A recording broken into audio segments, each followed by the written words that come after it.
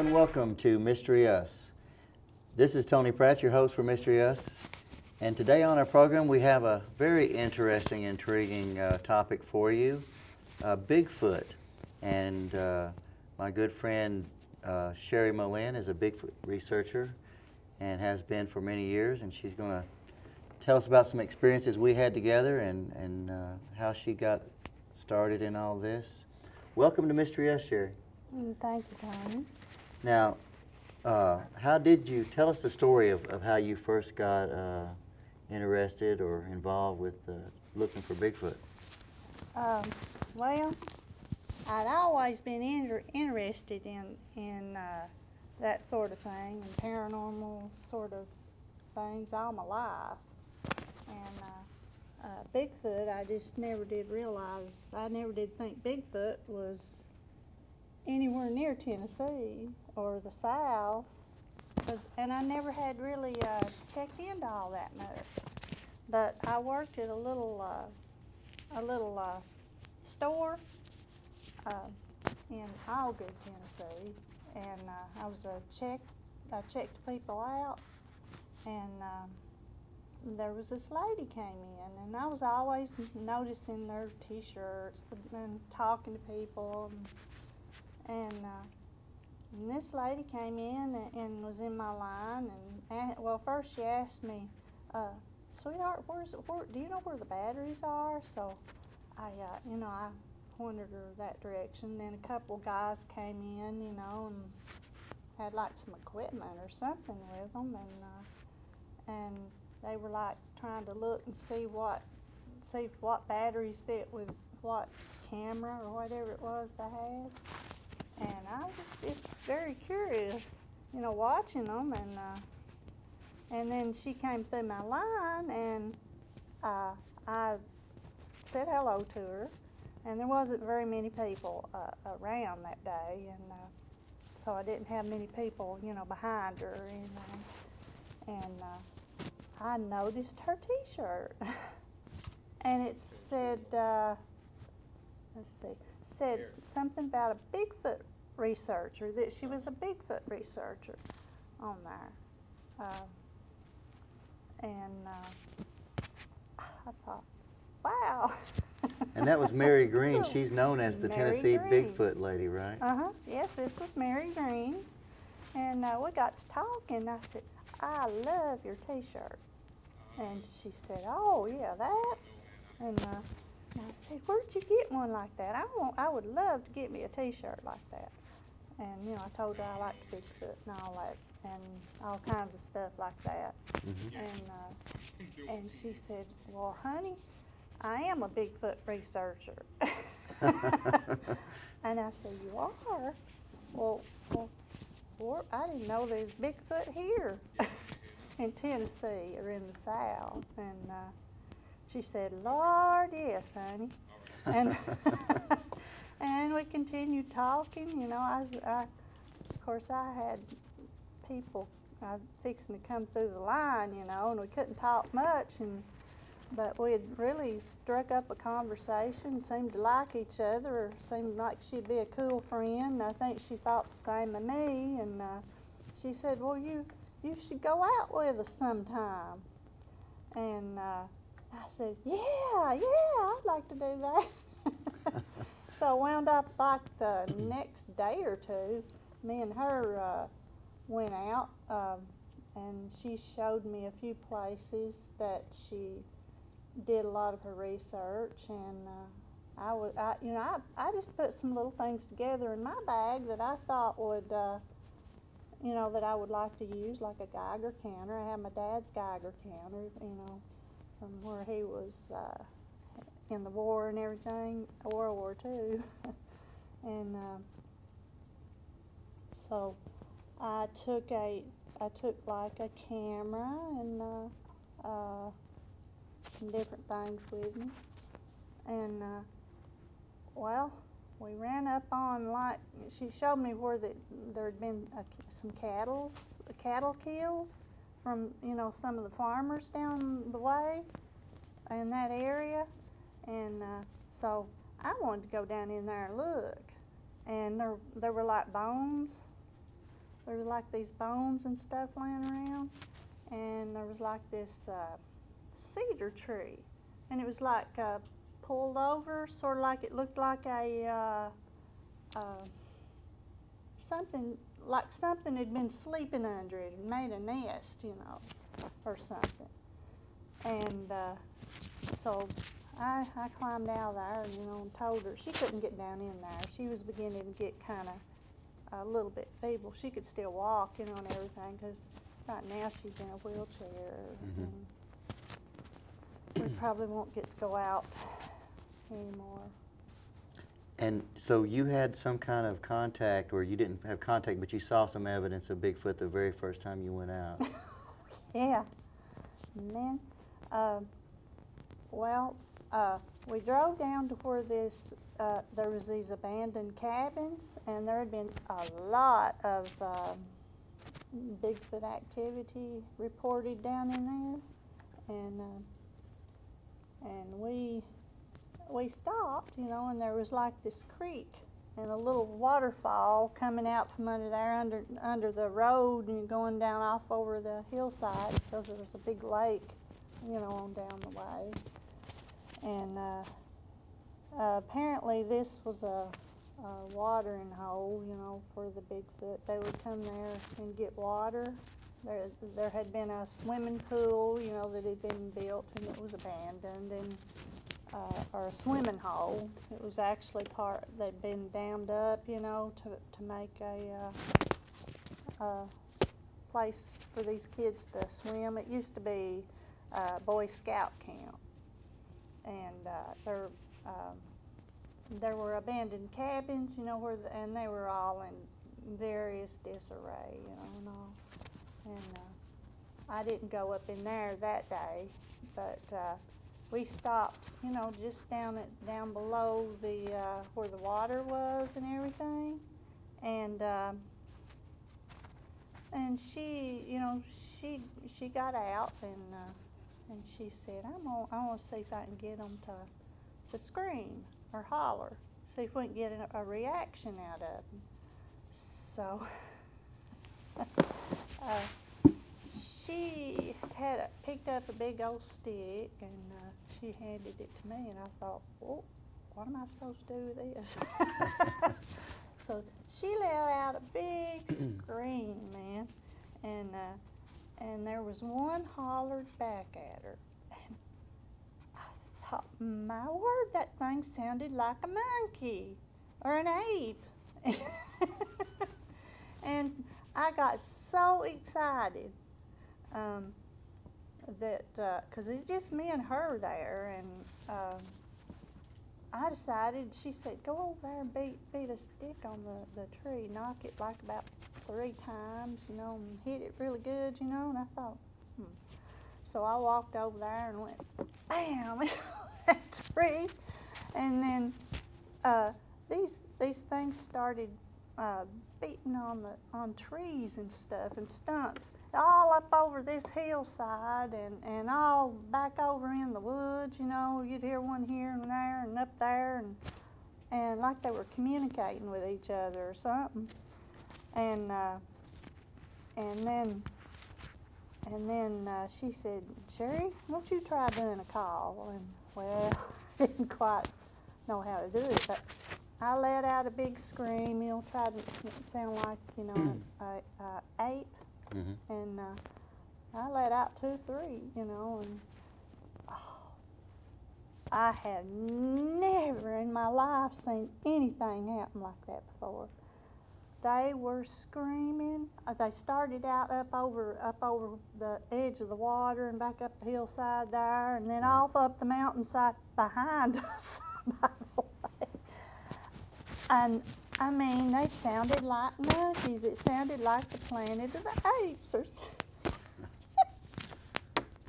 But they were all over the place, and it was not coyotes, because I know what coyotes sound like, because I was raised out in Oklahoma, and we had them all over the place, and wolves, and So how much were they beating back on the sticks? Were they like hitting 3 times, or just hitting continually, or? Just Well, here and there? Or? of course, it happened quite fast, you Yeah. know. At first, it started back off over around where the water was, Mm-hmm. and then, you know, one had hit there, and one start knocking up here, and then one over in that way. It's like they were communicating with each other. Is what I Mhm. thought. And when they started doing their calls or whatever it was, they sounded like they were going, ooh, ooh, ooh, ooh, ooh. Right. And then screaming their heads off. I can't even begin to explain to you. Oh, it scared the far out of me at first, but because they were all around us. And Mary, she said, Sherry, they're moving in on us. We're gonna have to get out of here, and it's getting dark. We're gonna have to get out of here now. But I was just so excited. So I went to knocking on the trees again and everything. I reckon I got them stirred up because they'd never heard my voice before, I guess, out in there. And man, I got them going again. It was pretty cool. And Mary was adamant. She said, Sherry, get in this truck or I'm gonna run. I'm gonna leave you now. But was there really anything? Do you really think that you were, you know, in danger at all, or? I think they were kind of more bluffing. They're just trying and to scare talking you to off. each Yeah. other. Like I think some of them, maybe there may have been some that were separated from the group or something, and maybe that might have been more what it was. Because usually I don't hear about them being that aggressive. Although I They mean, weren't if aggressive. you hear the sounds, it wasn't an aggressive you might think sound. it's a sound. It was just hooting and a howling, and not Right. howling, more not like a bear would do. Yeah, no, it's just a Bigfoot that makes that sound. I mean, If you it's could, and the you heard 'em. vocalizations are kind of like apes, but almost human at the same time. Oh yeah, there was this one. I'd never heard them have aggressive sounds. Now, that was quite a entrance into the world of Bigfoot, and Yeah. then later on, I mean, you were with the Bigfoot North American Bigfoot Research Organization, what, BFRO, is that right? BFRO is what we started out in, and the GCBRO was the one that I was in. I worked with a lot. They were like out of Texas, Mm-hmm. and they had a lot of our reports. And they would actually like reimburse your gas money and stuff like that sometimes, wouldn't they? Give you a Oh yeah. little assistance there. That's pretty Well, good. they would send equipment for us to use, Mhm. and you know, we had to be careful with it, of course, and it was quite a wonderful experience, you know, being able to do this all these years. Yeah, and you've had a lot of experiences, and I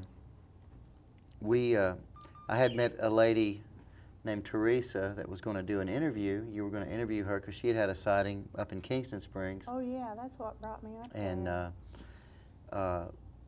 but her son had, you know, not wanted her to do an interview like that. You know, he wasn't, you know, real open to that. So she ended up not doing the interview, but we still looked around the area and we found some older footprints. But then we decided just to go to, on down the road about 10 miles to a place called Werewolf Springs. Actually, the specific place, it's Burns, Tennessee. That's what we But, intended to. yeah, it's Werewolf Springs, Tennessee, and we went there. We went into this old cemetery, and at the back of the cemetery, they got Civil War graves and this kind of thing. And we slave walked, graves. yeah, Didn't we slave find graves some around slave the, graves, you know, graves perimeter like of the around cemetery. village. so we go back past the edge of the cemetery and see these giant ant hills, and these ants are getting all over. So a couple of our friends decided they'd go back. Janet and Patricia decided they'd go back and make sure our car was okay. And we kept walking, and we could, yeah, something like that. We could hear footsteps even when we stopped You know walking, it and it was fall. fall, and there was leaves, and then I had a sighting when we came out to a clearing. that just lasted a couple of seconds of a female reddish-colored Bigfoot, and a couple of weeks or so later, we came back, and it was raining when we got there. And there was a guy that was supposed to come or something, and he had some kind of camera or something, but he didn't show up, and it was raining. So you said, why don't we go to this other side of the cemetery and see what's over here? And we're walking along, and all of a sudden I hear this sound, you know, and we looked at each other like, you know, did you hear that? Did you hear what I heard? And then we keep walking along, we hear the sound again, right? They'll do that. And then in this little thick area of brush, there was the most god-awful sound and vocalization that I've ever heard. It sounded like the Tasmanian Devil on the Looney Tunes. Oh, that one was mad. And I tried to chase it down the side of the hill, Well, and you forgot to tell them about what you did. yeah, what it was. At first, whenever we first went out there with Yeah. Patricia and them Right. stayed at the graveyard, Yeah, we went out in there and I knew something was following us because me and Mary and all of us had that happen before, you know, and I knew what to listen for. And this thing had apparently got in front of us, or it could have been two of them. And there Tony, he saw it, and he said, "Oh, what was that?" He took off in the woods and just running.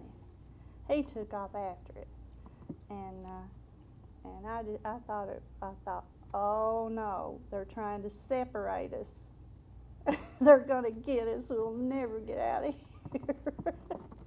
And there I was by myself, and I thought, okay, I'll just wait and see what happens. Finally, he made his way back, and he was so excited, telling me all about that thing. yeah. I was hoping I would see it saw, again. You know, what I he saw, ran what it ahead looked to like, see if and- I could catch it hiding behind a tree or something, but Didn't never have did. A camera. Well, we had At a the time camera, in but the- we didn't get the. It was, I mean, it went Happened so 40 yards in 2 fast. seconds. Yeah, it happened so fast on that Yeah, particular I had sighting. That video camera, and 3 months later, I had a 5-minute long sighting, but just like I said, a couple of weeks later, when we went down there, and when I did run down the hill after this thing, there was a little creek down at the bottom of the walking trail, and the sand bed in the middle of the creek. It was a dry creek, and there was one footprint yeah. in that sand bed. It was about They 30 like feet follow across. The creek beds.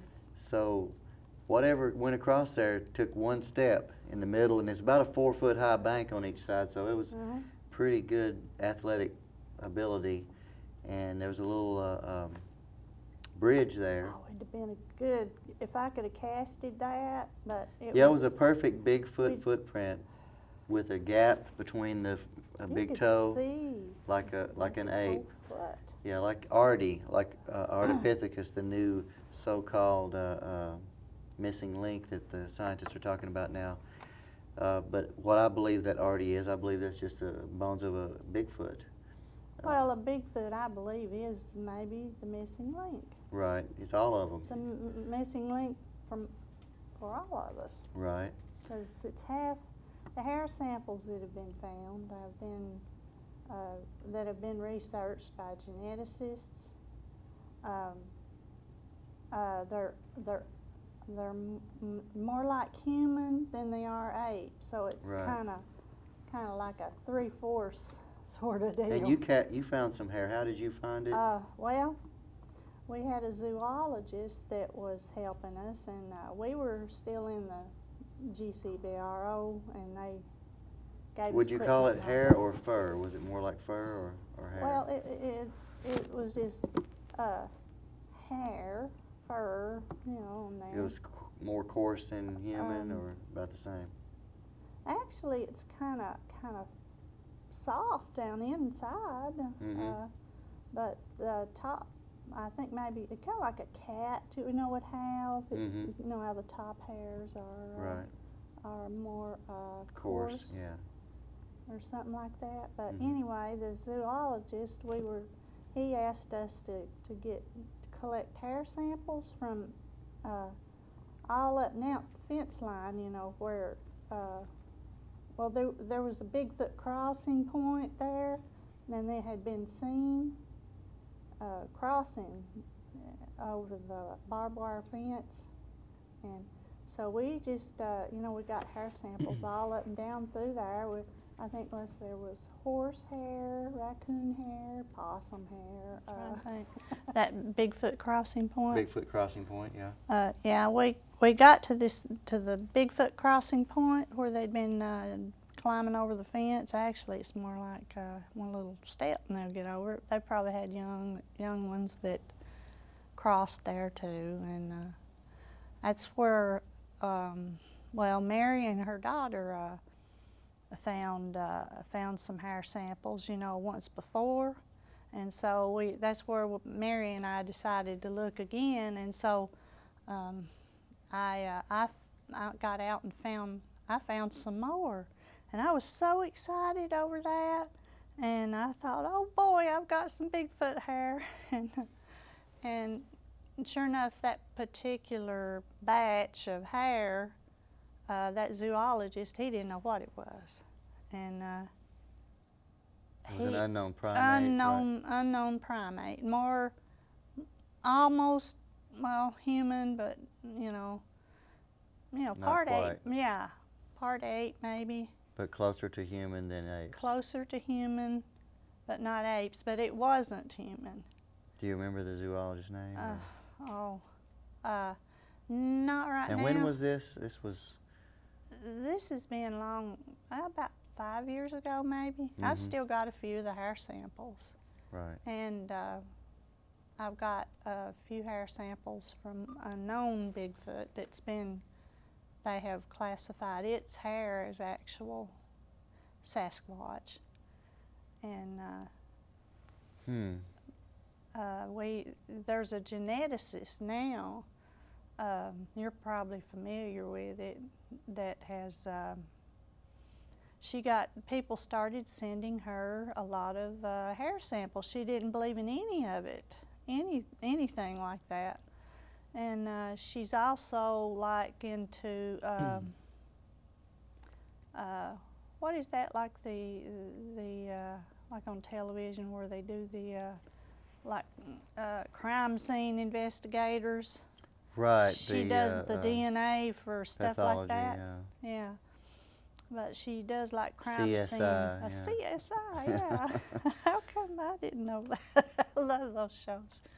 But she's got to getting hair samples like that, and so she said, well, I'm just curious. I want to see what it is, and she got to getting a lot of them that were, she didn't know what they were. And they, again, have found that they're closer to human than, than any other primate. And Bigfoots where are they most prevalent in Tennessee? Is there any particular part of Tennessee that's, because I know they're everywhere. They're everywhere. Even in cities. I think they're getting more. They're coming into the cities just like the other animals are. Our habitat is being destroyed gradually. With more subdivisions coming up and more land is destroyed. Well, for our human consumption or whatever. Right, we're encroaching on their living space, their habitat, and and also I think probably a lot of pollution of the underground streams and stuff may be making them have to come up more. Now, speaking of Bigfoot being, have you found them to be more ape-like or more human? Because I know there's different types. Some of their, descriptions are more ape-like faces, and yet some of them, the sightings I've had, are pretty much, they got pronounced faces with big noses, and they're not flat-faced. Most of the people that have seen them talk about how human-like their features, facial features, were. Mm-hmm. They have all the hair and everything, but and like their eyes and like this. A lot of them don't have hair around their cheeks and stuff, and Right. eyes and everywhere. Right. The male that I saw 3 months after that first sighting had, hair like a beard, like a normal male, but he didn't have hair around his cheeks or eyes. And I was staring into his eyes for a good 4 or 5 minutes, and measured his height from where his head was near a limb on the tree he was standing in front of. Flipped a 6-inch ruler over 17 times, which made him at least 8'6". Mm-hmm. So it's pretty big, but the way they move is so incredible, and they're so elusive. And people, there's a big divide in Bigfoot researchers about whether this is just an unknown primate or there is a paranormal aspect to Bigfoot. I had Dr. Michael Cremo on the show, and we talked about how the I Vedas would like to meet talk him and about talk. Bigfoot or ancient ape men with mystic powers that could, speak to humans telepathically, become invisible at will, and we're just totally elusive. Our Native Americans have those. Right. Like in their myths and stories and that they tell of these creatures, are that they have, that they can appear at will when Right. they want to, or disappear, or even, like you say, talk telepathically to them. Right, and that's the experience That's I had. something you can look into. Yeah. Just search your history books and on the internet for look into your Native American legends. Of course, a lot of people look at that as just others. legends or myths, but it's been my experience that that's the reality. And there's a movie, Mine too now. recent movie called Letters from the Big Man, directed by Christopher Munch, and a fellow researcher, a friend of ours who was also on my Paranormality radio program, Kawani Lapsaritis. Yes, I've heard of him. Kawani is his, the Native Americans out west gave him that name of Kawani, and it relates to a location actually in the Pacific Northwest.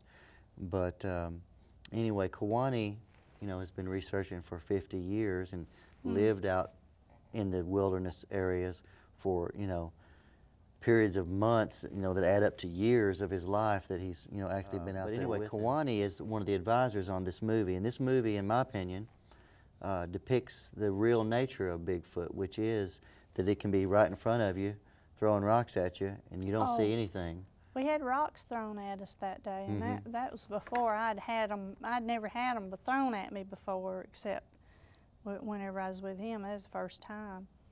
And then, of course, I've had some other scary experiences. When one was down in the creek bed with me and Wayne, we used to do a lot of our researching at night to long about 2 and 3 in the morning. And that's when they're really active then. Yeah. And there was this one. We had given up Bigfoot hunting, we call it. We don't hunt. It's not what we believe in. We don't believe in killing the animals, the creatures, or these beings, because I believe they're more human than they are animal. But we had given up our Bigfoot research for the night, and we decided we'd just go looking for geodes and rocks, because we're both rock collectors, and I've got them all over my house. Rodney can attest to that. Right. My fossils and my crystals and geodes, and we were shining our flashlights, down on the ground, in the creek bed, and to see if we could find some geodes and things, and Wayne shined the light on one. He said, "Oh, here's a good one, Sherry. Look here. I think this would make a good geode." And we look for the big round rocks. Crack them open. There's a pretty crystal in the middle, and so I was looking down there, and we just completely didn't even think there'd be nothing in the creek bed. But I was standing there and we was looking down, and apparently there was a Bigfoot like about 10 feet from me or less. It had thrown a rock underhanded, and it hit the side of my boot, one about that big around.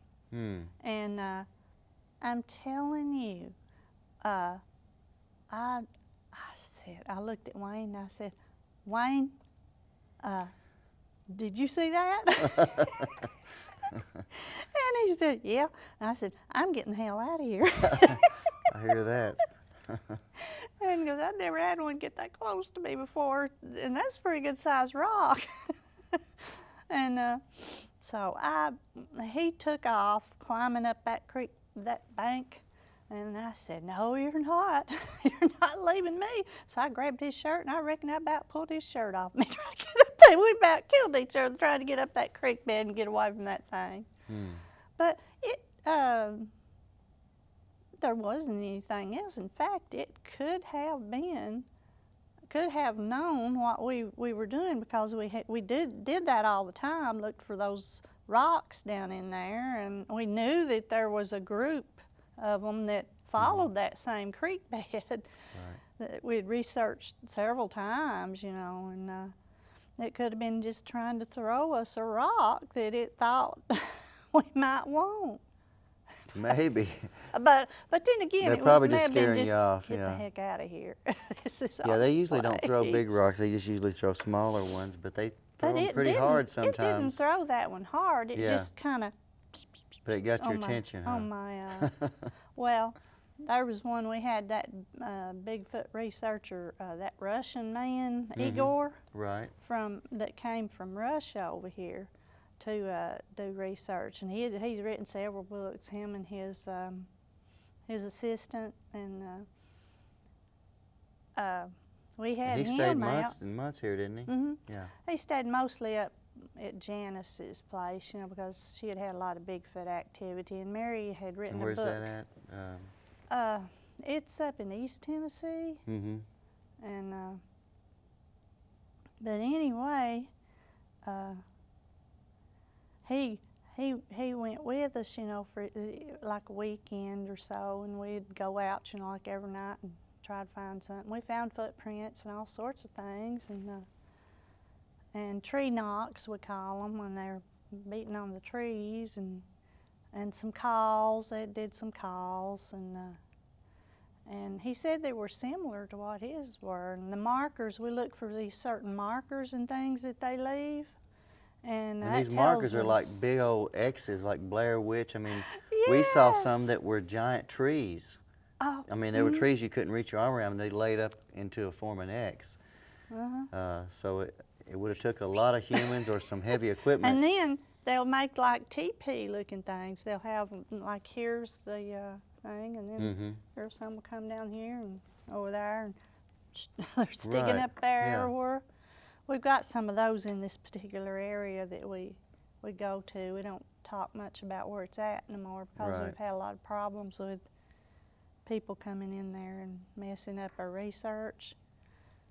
But yeah, it's the people that are crazy, not the Bigfoots, evidently. and with guns, and I'm totally against the gun situation. Yeah, you'll never shoot one unless you had to protect yourself. Well, and I don't think the gun would do any good anyway. No? Unless they had one that'd shoot a big elephant, maybe that'd work. My brother has one of those. Yeah. He collects them, but how do you shoot something that's invisible as well? And that's the part that a lot either that or they're just so quiet. Yeah, and they get low on the ground too. Yeah, they get on the ground. They'll crawl and stuff. Mm-hmm. And almost silently. I mean, so. And you were. And I believe they could smell the gun, because, I mean, you got your gunpowder, and their senses are going to be a whole lot heightened, more heightened than you're in their ours, world. and keyed up, you know. Mm-hmm. And they're going to be just like the animals out in the wild. You know, if you ever watch a squirrel or something, you come toward him, and he's right here on the tree. He'll inch around the back. If you Right. go that way, he's going to inch around the other side. Yep. You know, maybe we just don't know. But Right.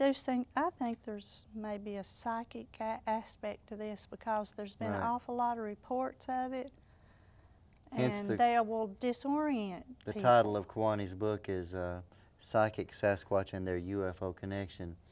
I think and, there may be a do you- UFO connection may be a too. UFO I have connection, yeah. found some. Speaking of UFO connections, your father was in the military at White Sands, and you were interviewed. He was World War II. World He War was a II, Navy mhm. man.